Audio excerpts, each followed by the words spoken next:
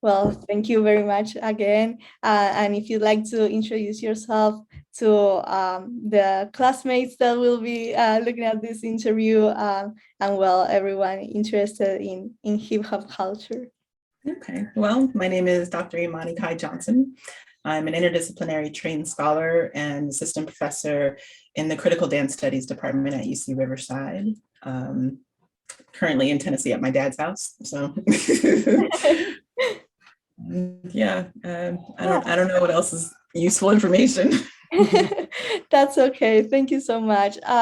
So to start with some questions, I would like to start getting to know about how you ended up being interested in hip hop, but also in being a professor. Were there any experiences in your childhood or throughout your education that made you make that decision? Hip hop was a culture that I grew up with. I consider myself part of that first generation for whom there was no pop culture that did not at least include a little bit of hip hop. So I grew up always exposed to it and loving it. And, you know, I really enjoyed social dancing. I appreciated rap, though I didn't really like closely study it. I think my brother really got me to understand the intricacies of lyricism and things like that. And in my master's, I started to study or pay attention to African diasporic ritual cultures. And I was interested in the kind of echoes between different cultural practices that shared qualities that you can see throughout the African diaspora. And in the process of, you know, I was writing about Carnival at the time, I wanted to write about a ritual culture that I grew up with. And I didn't grow up with a lot. Like I wasn't raised particularly religious. And so it kind of hit me that hip hop was what I grew up with. Cyphers were a ritual culture that I was familiar with. And that pretty much opened the door to the research that most people know me for. But it came, definitely came from childhood interest and having grown up with some understanding, not like a deep understanding, but enough to feel like there's something there worth exploring more. Yeah, and in the class we will also discuss a lot about how hip hop is a way of expressing not only feelings but like advocating, and for those who maybe don't have their voices, to raise their voices through the dance expression. So do you think that we have made progress throughout these years in making this social injustices visible through hip hop? And yeah, do you think there has been some progress in that sense? I mean, there has been, insofar as there's always going to be activists fighting for social justice, fighting for people who are vulnerable, whose voices aren't amplified, and activists recognize that it requires collectivity. Hip hop, organically is probably not the right word, but aesthetically, it is a practice that helps to generate collectivity. So there is something organic in so far as the activism and hip hop link up. I don't think that's a guaranteed for the culture, because like anything, it can be appropriated, it can be co-opted to serve direct opposite ends. And so it's really about the people. It's really about people who are, fighting for themselves and for each other and for communities. And so you're always going to get that mix, and popular culture is a site of contradictions. You get that mix of people who are invested in extracting as much as they can from it for their own personal benefit. And then you get people who see the potential in helping to secure collectivities that can fight for each other by way of hip hop. So all of those things are active at the same time. Yeah, absolutely. And when it comes to hip hop, how would you define hip hop, not only in general, but also in the terms of what it means to you in your life? I mean, hip hop is a culture. So I'm purposeful about capitalizing it. I don't care for the hyphen, but I I emphasize it as a culture so that it's not reduced to one single element, so that it's not reduced to commercial radio, hip hop, or rap music. And in doing so, I think it's hard to codify. So we can refer to the elements, and I think the, graffiti writing, breaking, rapping, DJing, like those things help to remind us of a wholeness that's part of the culture. And with that, there's underlying sensibilities and systems of knowledge, epistemologies that matter, that people are learning in their increased investment in the culture. And then for me, I mean, it's hard to say. It's just, it has always in some way been a part of my life. So I think when I was younger, I had a kind of taken for granted relationship to it. I was like, oh, I don't like that, or I like that, that's cool. But I was never in a space where I didn't think that there was something being said or happening through it, even if I didn't understand it. And so I think the older that I got, the more important it became to give language to some of its strengths, give language to the ways that it draws on history in the past and opens up political possibilities. If for anything, to communicate that to elders, to family, older family members, to help kind of bridge those gaps between generations. Some who just saw the bad stuff. Like my dad, when he used to listen to hip hop, or when he heard it, he could only hear the curse words. And for parents, that's like red flags, but there's more to it, right? So I kind of felt like part of what I can do well is give language to things that people understood viscerally, and to give language to things that allowed for folks who are otherwise a little bit more outside a way to see in. So that's been more of my effort. And then I was talking to Joe Schloss, and he was like, he told me something I actually found really, was very flattering, but helpful. He said that I do a good job of connecting the dots for people. And so I was like, oh, I like that. That's a good description for that's my goal. That's very important. And I would like to ask you, nowadays that social media makes a big part of our lives and it's like everywhere, how would you say it's impacting, or when it comes to showing hip hop culture to other people? Would you say the role of social media in this case has some advantages, disadvantages? Yeah, I mean, it's incredibly profound. You get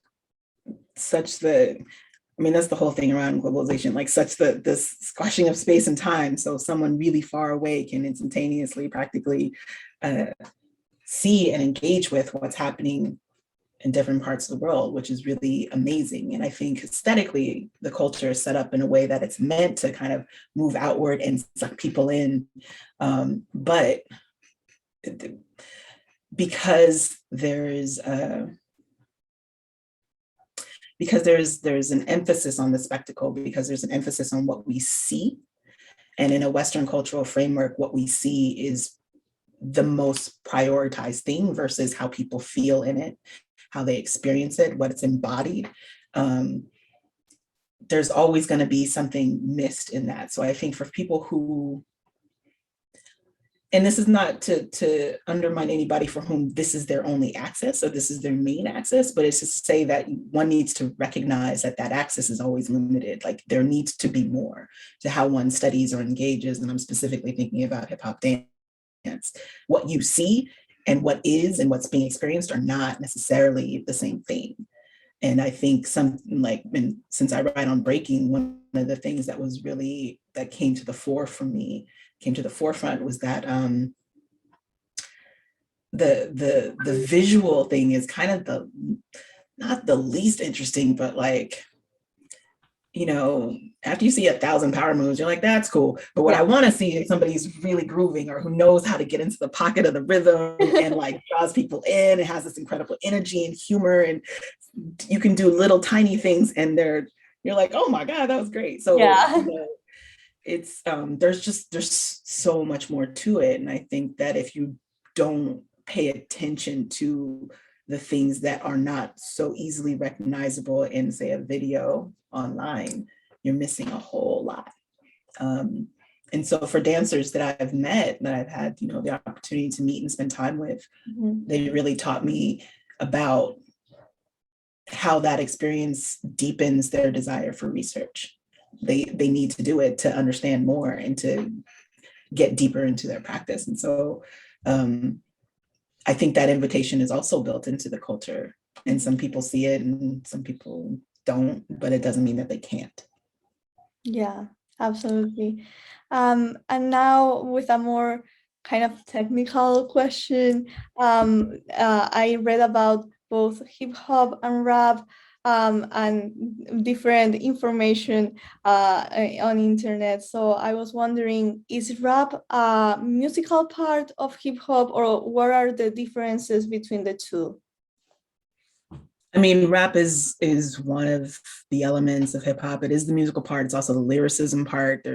So oftentimes, you know, you'll hear rap music talked about in terms of poetry. You'll often hear it talked about in terms of music. It's all of those things. There's a performative aspect to it. There's elements of the practice that only kind of sometimes resonate with people. So the kind of hyperbole of one's identity sometimes, or, you know, the elements of like attitude and tone that are performed, I think echo in other elements. So rap music is considered an element of hip hop. So is graffiti writing, so is DJing, so is breaking. And that has expanded to include fashion and all of these other, you know, theater, things like that. So hip hop to me signals a range of things. Rap music is specific.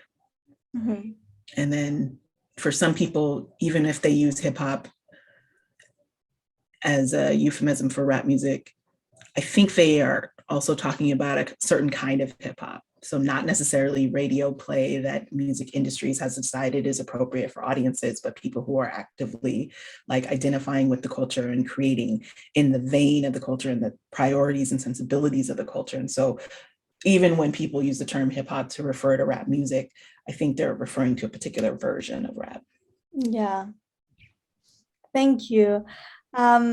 And well, I was wondering if when you were deciding to like your area of study, your profession, was there someone who inspired you, or maybe it was more than one person, but yeah, do you remember some role models that were that inspired you in that journey? I mean, I've had a number of different kinds of role models. So and a lot of professors. So I'll give a shout out to all of the professors I've had. Just when I was an undergrad, I took a class with Veve Clark, the late Veve Clark, and she, you know, was trying to get us. It was I think it was a class on like French Caribbean literature and the Negritude movement, but she was trying to get us to think diasporically, like what is this movement, you know, what does Negritude have in common with Negrismo, what has in common with Harlem Renaissance, like thinking diasporically. And I think that opened space for me. I took a class with Abdul Jan Mohammed, and he was writing about, these were both at UC Berkeley, he was writing about just the ways that cultures get misrepresented and funneled through a framework that traps them in these binaries of good, bad, and evil, you know, stuff like that. And those kind of laid some groundwork. And then ultimately in undergrad, I did an exchange to University of West Indies Cave Hill campus in Barbados for my last semester of undergrad, and was really paying attention to Caribbean literature and poetry, and got to spend time with Kamau Brathwaite's poetry. And I was so inspired by him and his work. And he's got this trilogy that's basically, it's a trilogy of books through poetry, but it's called The Arrivants. But it's about like the transport of Africans to the Americas and development of this, new identities and cultures. And yeah, all of that was just amazing to me. So Kamal's work ultimately led me to NYU because he was teaching there. And so basically I just wanted to be in the room with him, and sitting in a class, my first semester of my master's, I'm sitting in a class on Carnival that Kamal is teaching, and I'm taking an intro to, like graduate studies and Black studies, where we're reading Trisha Rose's Black Noise, and I'm reading that for the first time. And I'm taking another class with Michael Gomez. These are all at NYU. And he's teaching about African cultures in the Americas, and all of these, everything is like, I was like this, like all of these things are happening in all of these classes, and my brain is like percolating. And yeah, that eventually led to my research. And then just in terms of the PhD, I had a lot of influences, but I was really influenced by Fred Moten's work in The Break. And he, thank God, eventually became my co-advisor alongside Doreen Kondo. But Fred's work really opened up to me a vein that kind of continued some of what I could see in Kamal's work, but like how he did scholarship, what he brought together was just beautiful to me. Like it was a demonstration of a scholar for whom the ideas that came together in his head, whether it was from music or poetry or scholarship or philosophy, whatever, all of that was relevant and could help inform how we learn and understand a thing. And that, yeah, that was like, I was like, how do I do that? I just want to learn how to do that. So yeah, there's a lot of different kinds of influences, but there was rarely any kind of one moment. I will say there was a professor who I won't name who was, fairly rude and dismissive, but she said something that I was like, I can work with that. Basically, I was just like, I'm interested in ciphers. And she's like, oh, that's been done. Like, whatever, like it's a waste of time. And I was like, well, I'm more so interested in dance than, rap cipher. And she's like, oh, well, that could be interesting. Like, in her dismissal of everything, Yeah. it was like, not many people have written about the dance. And I think that just kind of gave me room to give myself permission to not write some definitive book on all ciphers everywhere. This is actually specific to Breaking Cyphers, by way of how I did research, which was traveling these organized competitions and events, which exposes me to certain types of breakers, but not others. And, it's just, so it shapes the project, but it just gave me room to focus on what I wanted to and not what I felt like I was supposed to do.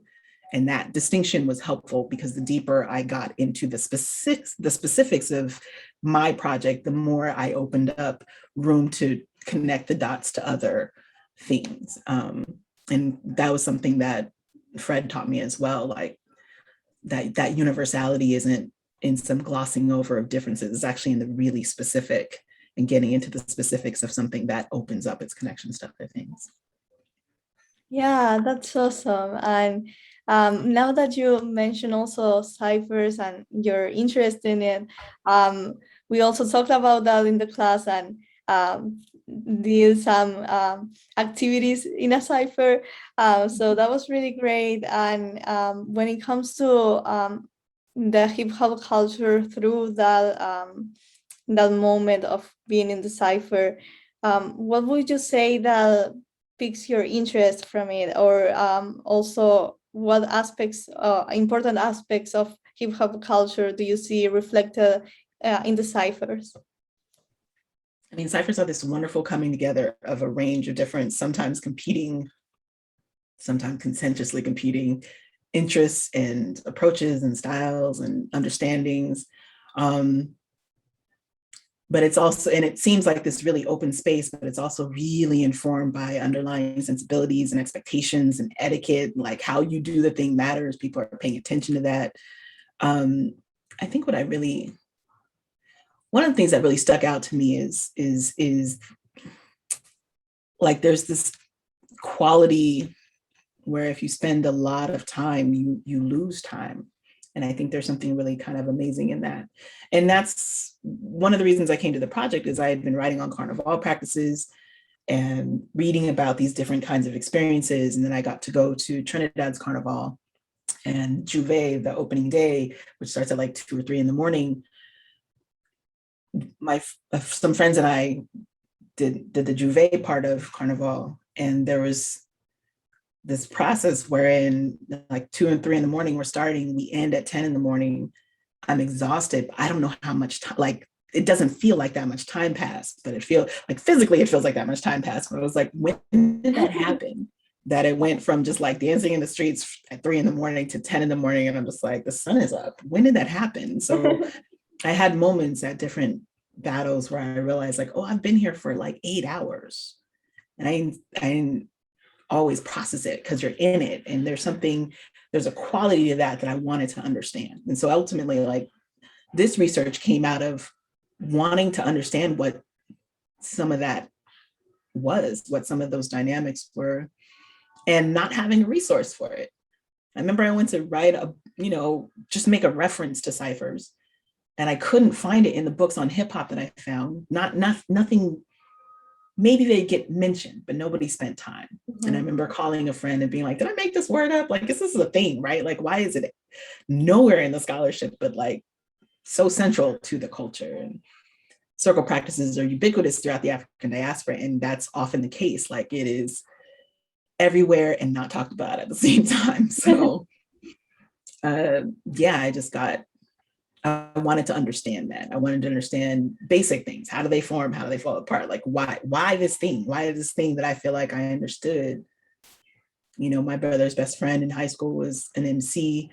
And so, circles of like ciphers of like 3 or 4 people, which are quite small, but then you still have the MCs doing it. And you're just like, oh, and everybody's into like that thing. What is that thing? And so the project ultimately came out of wanting to know what that thing was. Yeah. And could you tell us a little bit about this metaphor that you do between hip hop and physics? I read a little bit about it, and I find it really interesting. So if you could share it with the people listening to this interview and explain it a little bit. Sure. So I came to the metaphor of dark matter because I thought there was something really powerful in thinking about the material force of what we can't see. So in physics, dark matter is a term used to capture an idea or a concept that they're still figuring out. And it is essentially about matter that is invisible to us right now. We don't know what it looks like. We can't see it, but we know that it's there. It's active by way of its gravitational influence on the things that we can see. And then there's just a lot of ways that the study of it and people trying to figure out how it manifests, like, what it is and how it manifests are always new. So for me, it was a useful metaphor specifically about Africanist aesthetics, which is to say that hip hop is, completely shaped by Africanist aesthetics. If you're aware of that, then you see it. But in hip hop culture, it just gets articulated as hip hop. It goes unnamed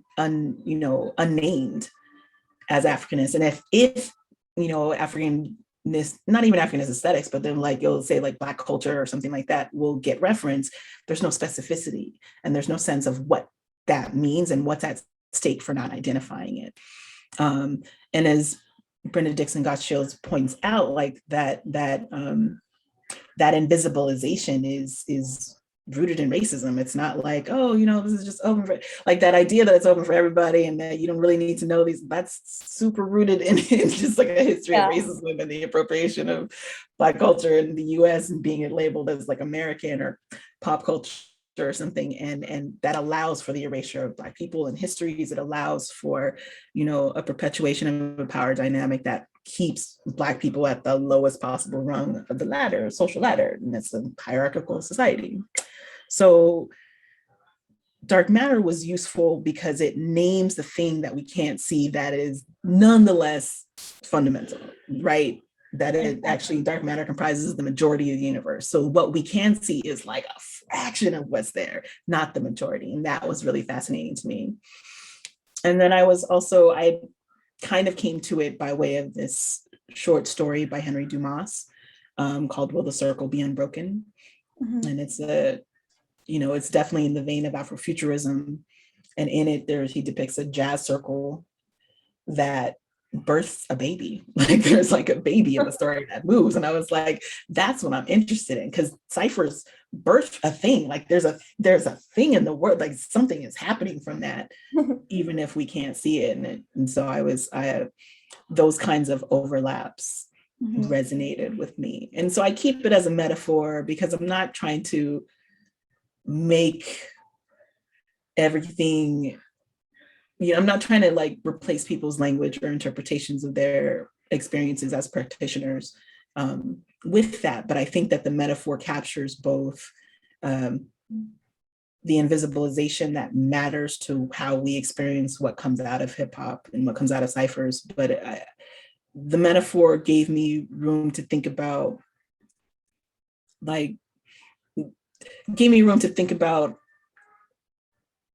how Africanist aesthetics are doing a thing. They can, one of the things that people talk about physicists talk about with reference to dark matter is that it bridges galaxies. They're looking at like the way, like, and I'm gonna screw this up because this is not my field, but like small, like these small galaxies that come closer to each other, that they don't, rather than like one, overpowering, absorbing the other, there's these ways that they move to and through. And so there's been theorizing about, dark matter as these filaments, this web-like filaments that like carve these paths that things travel through. And so I just got really interested and curious about thinking about what Africanist aesthetics can facilitate and how they operate in the world. And so in the context of a global hip hop culture, I think that they're actually fundamental. There are those threads that draw connections between these disparate parts of the diaspora, but it's always also taken up in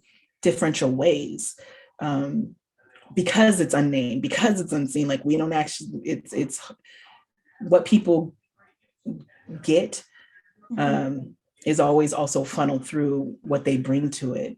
And so I think my work is interested in creating room for a different dialogue around the connections between different manifestations of global hip hop. Yeah, thank you so I don't much. know if that answered the question.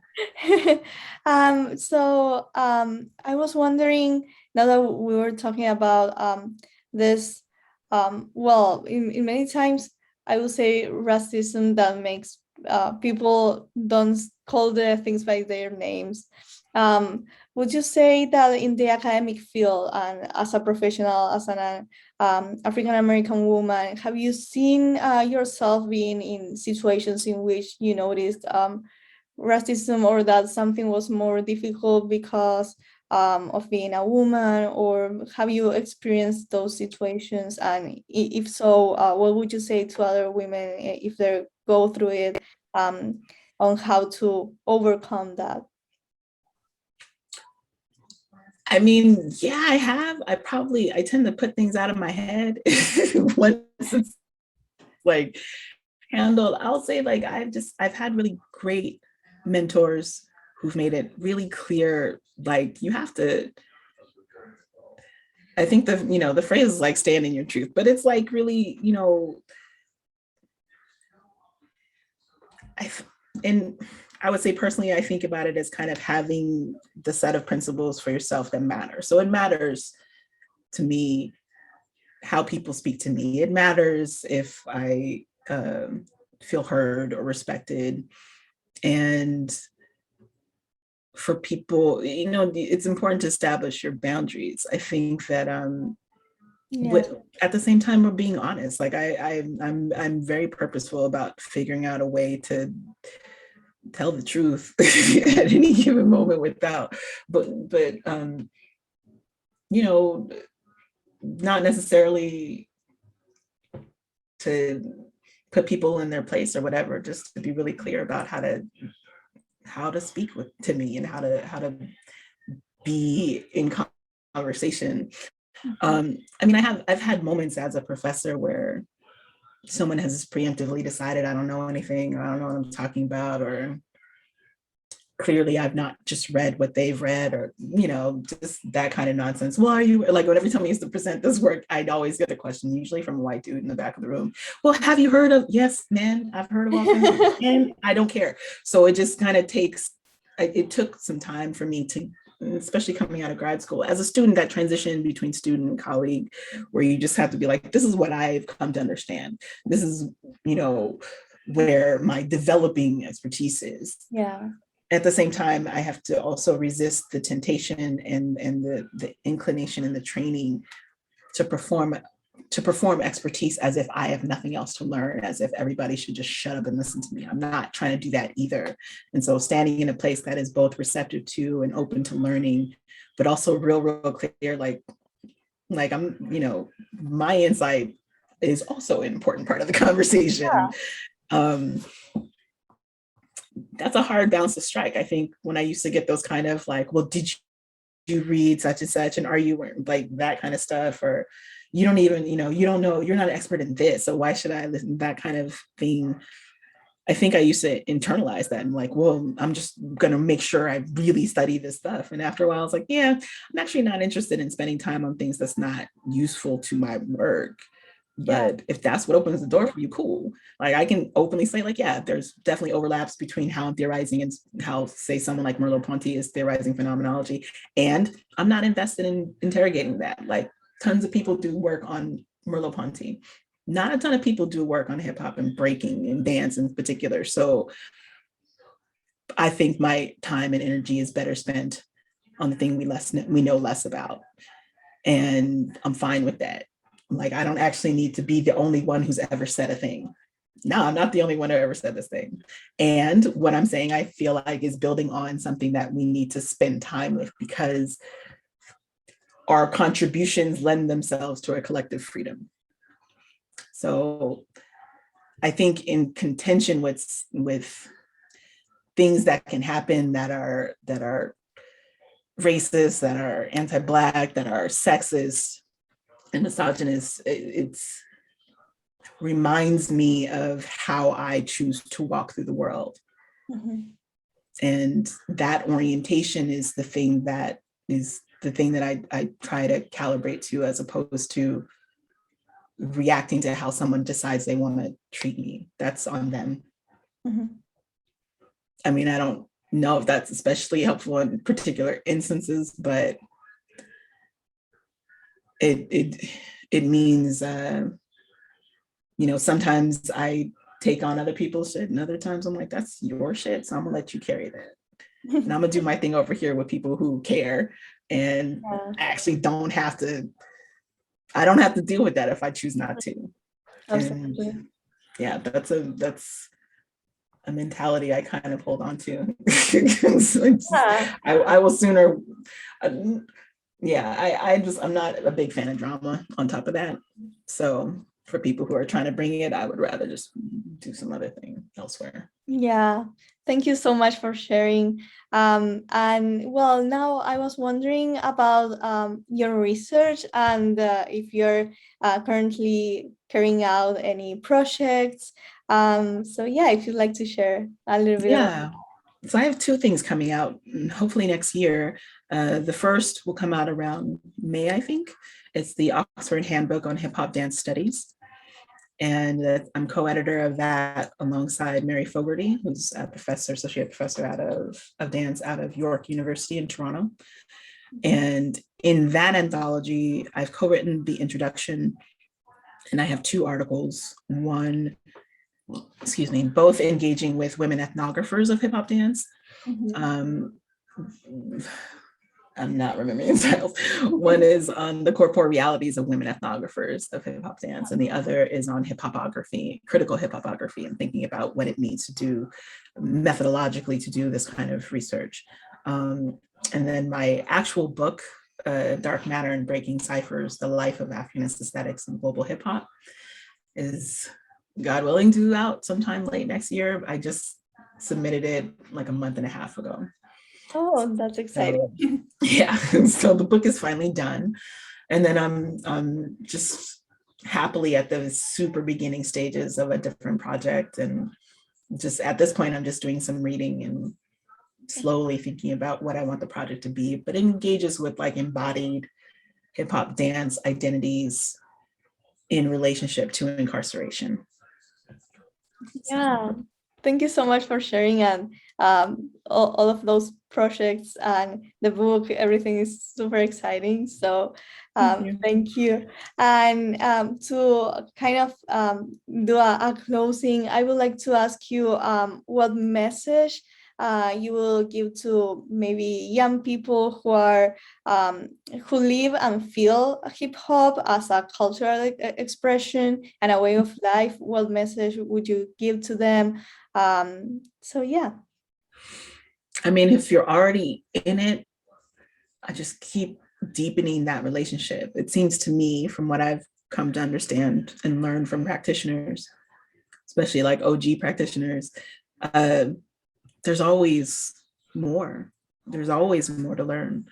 My research around ciphers, at the end of the day, it feels like I like opened the door and peeked into this vast realm of knowledge that comes from practice, but also like a practice that is also about learning history, learning socioeconomic context, learning politics, learning language, learning, you know, how different types of experiences all also kind of funnel into the culture and what that opens up. Ciphers are a really beautiful metaphor for global hip hop in no small part because of all the differences that come into that space and what becomes possible in those exchanges, even when those exchanges are contentious.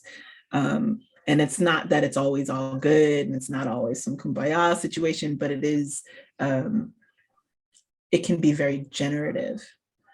And there's always something to learn, even when it's not. Like, one of the things you learn is like, if you're not contributing, if you're not going to help elevate, you're destroying it. And that's also a lesson. So yeah, my sense is that